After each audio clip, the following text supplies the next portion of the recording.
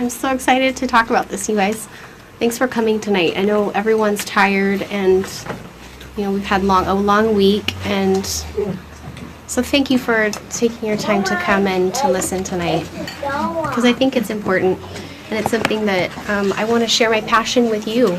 But I'm not going to go into abortion tonight as far as, what it is and all the statistics around it.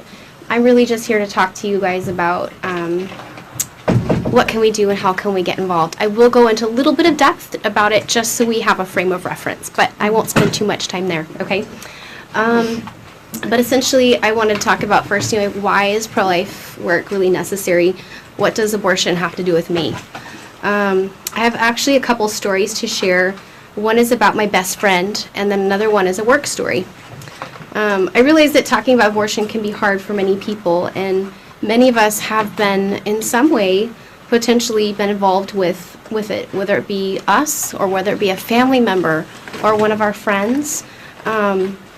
So the recent stats on abortion within the United States are that 1 in 3 women have had an abortion at one point.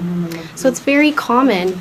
And my goal is not to bring up the past, not to bring up past hurts, but instead to love and to encourage, educate, and inspire all of you. That is why I'm here. Growing up, I had a bosom buddy. I'm going to call her Christina. We became fast friends in about first grade. We grew up going to the same church most of our lives, and her family was like my second family. If I wasn't at her house, she was at mine. Saturdays were spent at the stables caring for her horse, or out riding bikes or roller skating. Yeah, I grew up in the 90s, as you can tell. Our first jobs at 15 and a half were at the same restaurant as a cashier and bussing tables. Our fathers were both private pilots, so our families were always on vacation, flying somewhere, checking out new places, going camping, and eating at Greasy Spoon airport diners. We were inseparable. One day, the time came for me to go to college in Florida. My friend ended up meeting a police officer when she was 18, and then before I knew it, my best friend was getting married. One afternoon, I received a call from my friend not long after she was married, and she told me, "Carrie, I'm pregnant. I got pregnant on our honeymoon." She went on to say that this wasn't the right time and that she couldn't do it. She then told me that she had made an appointment for an abortion already in the next day or two. I pleaded with her not to go through with it, and I told her I would help her once the baby was born, but she couldn't be convinced that it would work out well in the end. So we hung up. In desperation, I called her father and left a voicemail on their answering machine to call me back immediately. He called me back within a few minutes, got the details, and rushed over to his daughter's house, getting on the floor, weeping at her feet, begging her not to abort his grandbaby. Unfortunately, my best friend and I became distant after that. She told me she couldn't trust me anymore, and that by going around her to her dad, that I had undermined our relationship. That baby that would have been aborted is now in high school. Really? Yeah, very well-mannered, extremely bright, Nice. beautiful boy. My friend and I don't keep up anymore, but I do think about her and occasionally run across an old photo of us, reminding of how sweet we had it. I'm thankful for all the memories, and I hope that one day, maybe when we're a lot older, we can spend a Saturday afternoon together like we used to. Fast forward about 7 years. I was working as a nurse at Kaiser Vallejo on the PM shift as charge nurse. An African-American patient with lupus came in with some pain. It was found out later that she also happened to be pregnant. The OB physician on call came down to the ER, and after giving her some Demerol for her pain, continued to consent her for an elective abortion. Because, and I quote this physician exactly, she would not be a good mother. Oh, the doctor said that? Yes. She tried to convince me that this was perfectly acceptable in this case, and proceeded to show me the instrument used to suck out the baby's body, shaped like a thick arrow. She said, "It's so simple." I called the chief ER doc at home in fury and panic and said this could not be allowed. He then proceeded to say, well, it can be done just this once. The haunt of that shift has never left me, but out of it was born my desire to do something. That child had no one, no advocate, no doctor would be bold and protect that child's life. I'm going to go ahead and flip to the next slide here. So I was going to talk first about, why does this matter to us? Why should we care about pro-life work? Well, if you start from the basics, we start from what God says from Scripture, Psalm 139. For thou hast possessed my reins, thou hast covered me in my mother's womb. I will praise thee, for I am fearfully and wonderfully made. Marvelous are thy works, and that my soul knoweth right well. My substance was not hid from thee when I was made in secret and curiously wrought in the lowest parts of the earth. Thine eyes did see my substance, yet being unperfect, and in thy book all my members were written, which in continuance were fashioned, when as yet there were none of them. How precious also are thy thoughts unto me, O God! How great is the sum of them! And then we also think and reflect on the 10 Commandments, thou shalt not kill.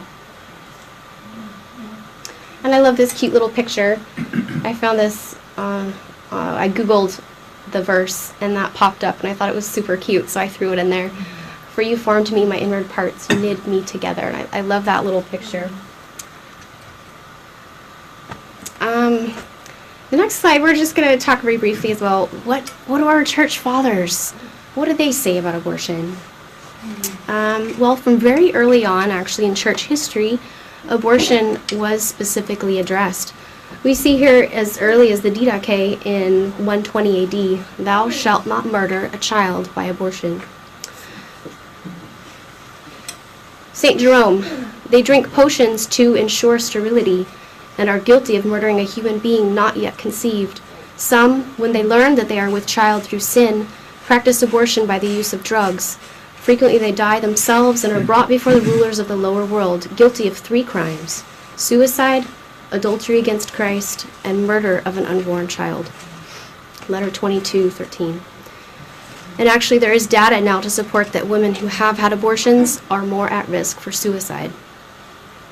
I also thought it fitting to read from St. Paisios', I'm not sure if I'm saying the correct, if I'm having the right pronunciation on the end of his name, but his Family Life book that we're reading for our book study, it's wonderful. And on page 82, I just put it in here, thousands of embryos are killed every day. Abortion is a terrible sin. It is murder, and indeed a very grave form of murder, for these are unbaptized children who are being killed. Parents must understand that life begins at the moment of conception.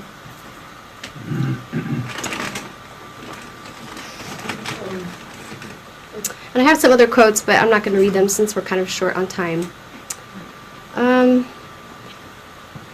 Just very briefly, I just thought I would also throw up some really brief statistics about abortion within the United States here. A lot of people say, well, abortion's rare, right? And when it does happen, it's usually due to rape. Well, the state of Florida actually every year is required by law to go ahead and record the reason for a woman having an abortion. And I think this was back in 2015, I want to say. But they found that in this study that when they reviewed the data, that only 0.085% of women were having abortions because of rape. So I think it's important piece of information for us to have, because I think a lot of people say, they try to justify abortion for different reasons, and rape I hear a lot. A lot of people come to me, well, what about rape? I hear that one a lot, so I thought I would throw it in there just because, in case someone asks you as well.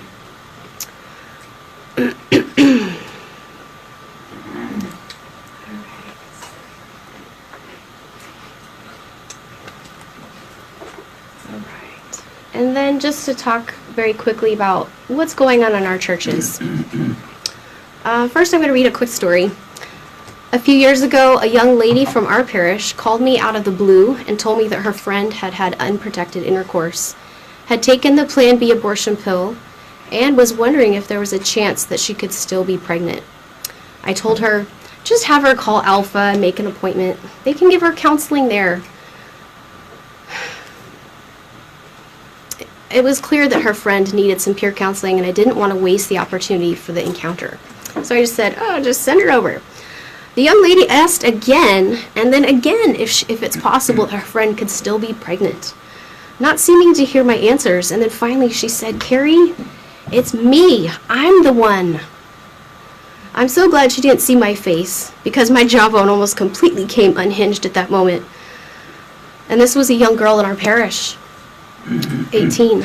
Brothers and sisters, don't imagine that our very own precious Orthodox girls, our teenagers, college age, older women, up until age 60, are not at risk for this.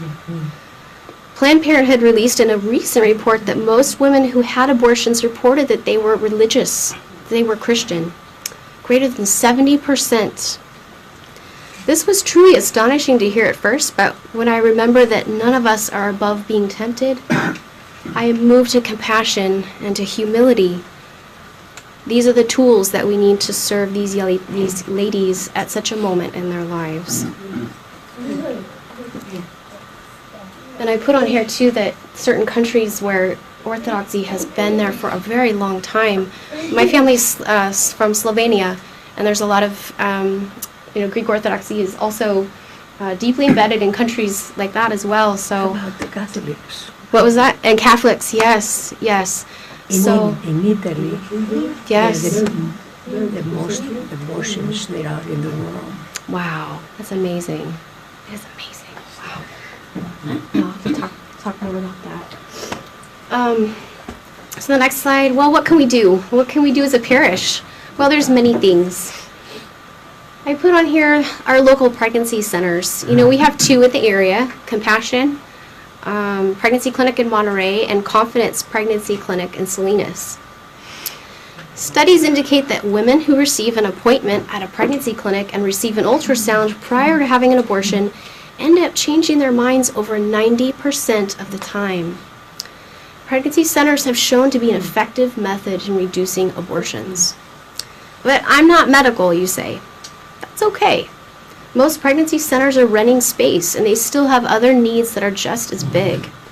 Plumbing, IT and marketing, gardening, contracting, moving, tree trimming, bookkeeping, accounting, public relations, biomedical servicing, event coordinators, catering, social working, security, grant writing, janitorial services, mobile drivers, lawyers, and then even simpler tasks like folding baby clothes, putting stamps on mailers, buying ink for their printers, donating a pack of diapers or wipes, grocery gift cards for their patients, for Target, Walmart, gas cards, and if you have no time, simply writing a check, and ultimately, praying. Prayer is indeed the most needful thing for pregnancy centers. Pray for the emotional well-being and safety of our staff, the volunteers, the donors, and of course pray that our precious clients and their babies would find a pregnancy clinic near them. Once a week we actually meet and we pray for all the abortion-minded women in our area that they would find us and that they would call us. And every time we do, we get flooded with calls. So it really does work. So please pray for us. Pray for these girls. Counseling abortion-minded clients is hard for all of us, and I will never stop forcing back tears as I explain the abortion procedure to a patient who wants to get one. Alpha has a group text message feature where as soon as we get a caller asking for an abortion, or if I have an abortion-minded client that walks through the door, a basic text is sent out to everyone that has subscribed to the service, and it says, "No, not this one," and an exclamation point. At the moment it is set out, hundreds of people are able to intercede on that child and his mother's behalf. It's really beautiful. And when a mother chooses life who is abortion-minded or abortion-vulnerable, another text is also sent out and serves as an encouragement to those who are praying. Another one saved. Can you sign up to receive these messages? Maybe our local pregnancy centers would appreciate you setting up that service for them so that we can pray for them and the women in our communities. We can give them a Yelp, a Facebook, a Twitter account while we're at it.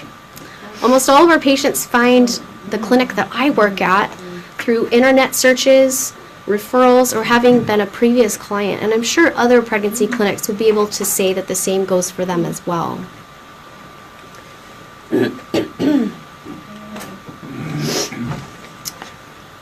So here's a listing of some of the things that we offer at the clinic that I work at in Vacaville, called the Alpha Pregnancy Clinics of Northern California. All of our services are free to our clients. We do bill Medi-Cal, however, if we can. Now, maybe in time, if the local clinics here are able to get enough support, they will be able to add some of these services. Currently, Compassion in Monterey and Confidence in Salinas offer options counseling and ultrasounds only. You can see the list. Those are two up at the top. In addition to education, peer counseling, and mentoring, Compassion is looking to expand the hours that they can offer ultrasounds and start STD testing. Currently, their physician is only able to be there 1 day a week for just a couple hours, and that's it. Otherwise, they're not able to offer ultrasounds the rest of the week. What is the STD? Sexually transmitted disease or sexually transmitted infection is the newer term. Confidence is open to virtually any type of growth at this point. I would love to start offering abortion pill services at the very least in each clinic, which I'll talk more about in a minute. Looking through this list, options counseling is just peer counseling that has as its goal bringing a woman to identify in herself why she wants the abortion and giving her education, resources, all with the hope that she will change her mind. Some of this is also self-explanatory, so I'm not going to go into detail here, but I did want to briefly touch on why we think prenatal care and other health care is important. Our medical director actually saw this model of care as another opportunity to help ensure that a child's life would be saved after that initial decision to parent was made, and then also to help spread the gospel and the love of Jesus Christ to that woman and her family through time and as the relationship grew. I would estimate that about 30% of women who sign up for prenatal care at Alpha are still abortion vulnerable. And if I were the wrong provider talking to her at that moment, I could easily persuade her to change her mind and have an abortion. Which is why we take extra time with our patients, giving them extra ultrasounds, educating them, facilitating bonding. I would say lives are definitely saved through prenatal care that we provide. If only every pregnancy clinic could offer this complete model of care, I know we would be able to minister to women in such a huge way. You can see number 5, abortion pill reversals. Abortion pill reversals are relatively new. However, it uses time-tested progesterone prescriptions, the hormone of pregnancy, to reverse the damage that the pill causes.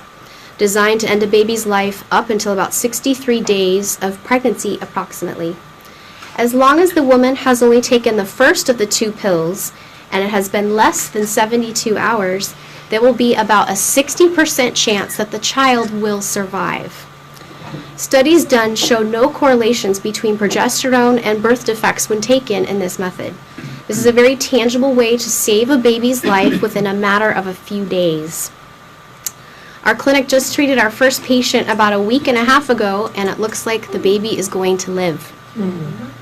When I did her first ultrasound, the baby's heart rate was about 109, on the slower side. By the time I did her transvaginal ultrasound about 5 minutes later, the baby's heart rate had dropped to 102, and I was getting worried. But we gave her the progesterone pills within just minutes of walking through our doors, and I think that if it had been much longer, that her baby would not have lived. We just again saw her, I saw her yesterday morning, and the baby's heart rate was all the way up to about 136, 140. So that's very reassuring. A normal heartbeat for a baby is between 120 and 180 roughly. So when we saw that, we were all jumping up and down, high-fiving each other. It was a very exciting day. So I told her, I said, "You made my day." "No, you made my week." It was very exciting. So I would love to offer this service here in Monterey County. Please come see me if you want to talk more about the abortion pill reversal or if you want to get involved with us in any way. And then lastly, I wanted to mention how important it is to start teaching our youth early. Before they hear from the internet, friends, or wherever, It's important. I would love to actually start a church educational event for our youth discussing abstinence, healthy relationships, sexually transmitted diseases, and abortion from an Orthodox Christian perspective. We must reach our young people early. Leaving a blind eye, embarrassment, and unpreparedness at the door is key before it is too late.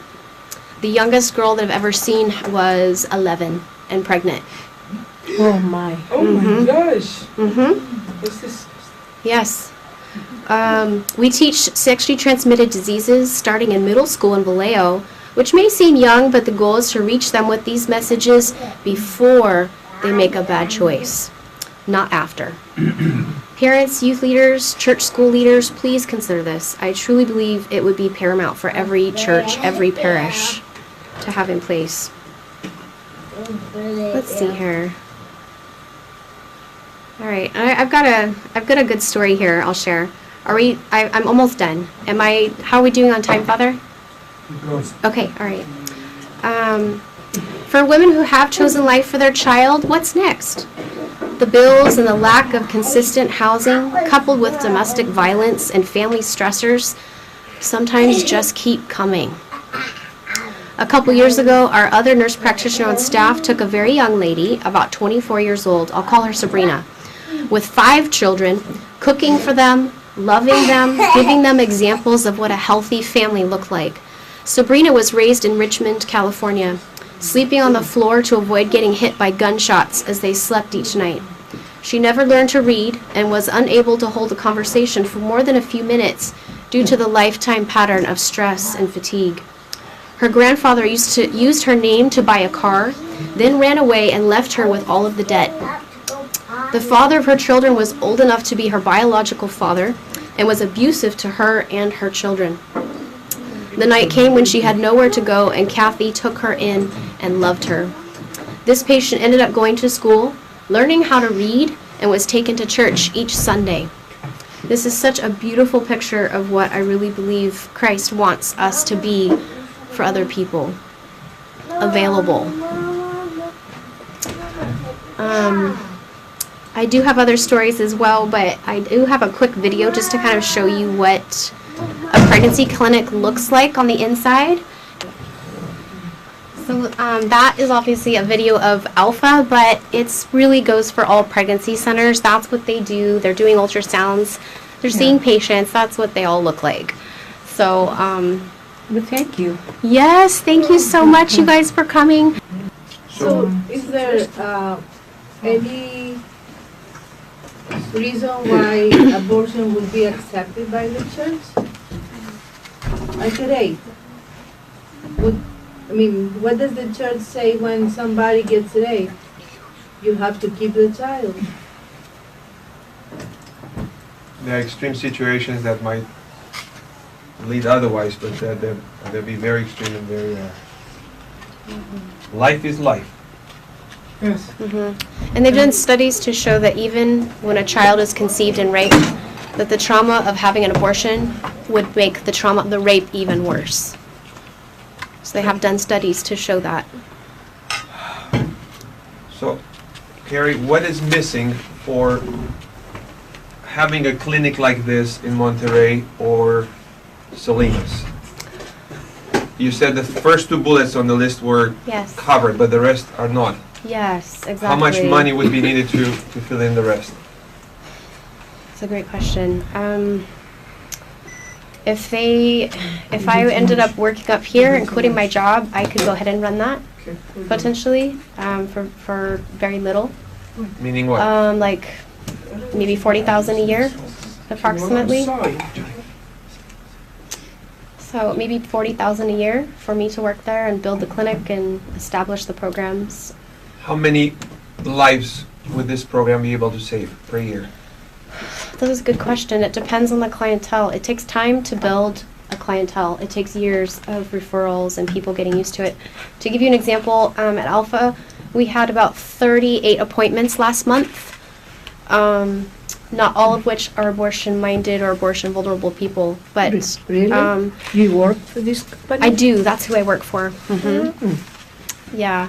So almost 40 patients will come through our doors, And it's all about word of mouth. So that grows quickly, especially if you have a quality program. So. I'd like you to think in terms of dollars here. Because we use money for all kinds of purposes under help. But I don't recall any money used under saving other than for the church, for the salvation of our souls. But this is a very tangible saving life project here. It's between life and death. And I would like to ask you, are there any churches that support programs like this? You said they have Churches, yes. privately. Churches, yes. Many churches do. It just some churches are not interested in supporting it because they don't believe abortion is a big enough of a problem in the United States. So, and a lot of their congregations have had abortions, and for them it's too touchy of a subject, so they don't go there. It is a very touchy subject, but it's also one that cuts very deep with many of us here, but also can bring a lot of hope. What was that, 3H? Help, and healing. Help, hope, and healing to those who are thinking otherwise. So I'm very grateful that we had a chance to hear this tonight, Yes, Carrie. thank you guys. Thanks for listening. Because Thank you. by our nature as the Orthodox Church, we're concerned with these issues. And I think we have enough heart in here, enough mind, and everything else to start thinking about them and maybe do something about it. The first thing that I'd like to suggest is to start a periodic prayer service here for this very purpose. For the ones who struggle, the ones who provide the service, and the ones whose lives were taken. And that's very easy to do. The other one is to start raising awareness through things like this. Carrie also went to the march, the walk for... Yeah, Walk for Life, March for Life. Can you say a few words about that? Yes, yeah. The March for Life is held every year, held in Washington, D.C., and also in San Francisco. Unfortunately, the media does not cover it, so you will never find it on the news. But there are over 10,000 people who come to each event. And the streets are all closed off, and they meet for several hours with special speakers.